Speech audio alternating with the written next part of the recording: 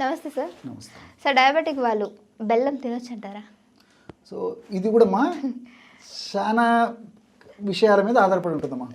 So diabetes వాళ్ళు ముఖ్యంగా ఎప్పుడో ఒకసారి కొద్ది ప్రమాణంలో షుగర్ కలిసినటువంటి పదార్థాలు తీసుకోవడం తప్పులేదు, కానీ రోజు వాడడం మంచిది కాదు, క్షేమదాయకం కాదు, ఆరోగ్యదాయకం కాదు, ఆమోదయోగ్యం అంతకన్నా కాదమ్మా. సో ఇక్కడ కూడా మనం గమనించాల్సింది ఏంటంటే బెల్లంలో కూడా చెరుకు నుంచి వచ్చినటువంటి బెల్లం అయితే డయాబెటీస్ వ్యాధిగ్రస్తులకు ఇబ్బంది పెడుతుంది, కానీ తాటి బెల్లం అయితే మంచిదమ్మా. సో తాటి బెల్లం కూడా దానికి సంబంధించి తాటి చెట్టు నుంచి రసం నుంచి తయారు చేస్తారమ్మా. సో ఇది చెరుకు నుంచి తయారు చేస్తారు. తాటి బెల్లం అని చెప్పేసి కూడా ఈ మధ్యకాలంలో చాలా ప్రాచుర్యం పొందిందమ్మా. సో తాటి బెల్లాన్ని అయితే డయాబెటీస్ ఉన్నటువంటి వాళ్ళు వాడచ్చు. ఇది కూడా డయాబెటీస్ వ్యాధి నియంత్రణ నుండి HbA1c అనేటువంటి టెస్టు ఆ యొక్క రీడింగు 6 నుంచి 7 మధ్యలో ఉన్నటువంటి వాళ్ళు కొద్ది ప్రమాణంలో తాటి బెల్లాన్ని వాడుకోవడం వల్ల ఎలాంటి ఇబ్బంది ఉండదు.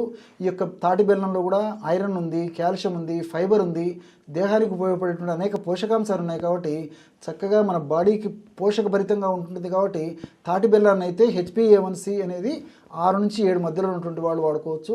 మరి మిగతా బెల్లాలు మాత్రం ఎప్పుడో ఒకసారి వాడుకుంటే సరిపోతుందమ్మా. HbA1c మరి 7 దాటినటువంటి వాళ్ళు మరి బెల్లం కానీ, తాటి బెల్లం కానీ, అదేవిధంగా తేనె కానీ, సందర్భం వచ్చింది కాబట్టి చెప్తున్నానమ్మా, పంచదార కానీ వీటన్నిటిని కూడా అవాయిడ్ చేయడం చాలా చాలా మంచిదమ్మా. HbA1c లెవెల్స్ అనేవి ఏ విధంగా ఉంటే, అంటే లెవెల్స్ని బట్టి డయాబెటిక్ వాళ్ళు ఫుడ్ అనేది తీసుకుంటూ ఉంటారు. సో అందులో భాగంగా నీ షుగర్స్ అనేవి లెవెల్స్ని బట్టి తీసుకోవాలంటారు. అసలు డయాబెటిక్ ఉన్న వాళ్ళు ఈ బెల్లము, షుగర్ అన్నీ అవాయిడ్ చేయాలంటారు. ఏదైనా ప్రకృతిలో ఒక పదార్థం ఉందంటే అది మంచికే ప్రకృతిలో సృష్టి జరిగిందమ్మా. కాబట్టి పరిస్థితులను అనుకూలంగా వాడుకోవడం వల్ల మంచి జరుగుతుంది తప్ప ఏదైనా అతి సర్వత్ర వర్జయతమా.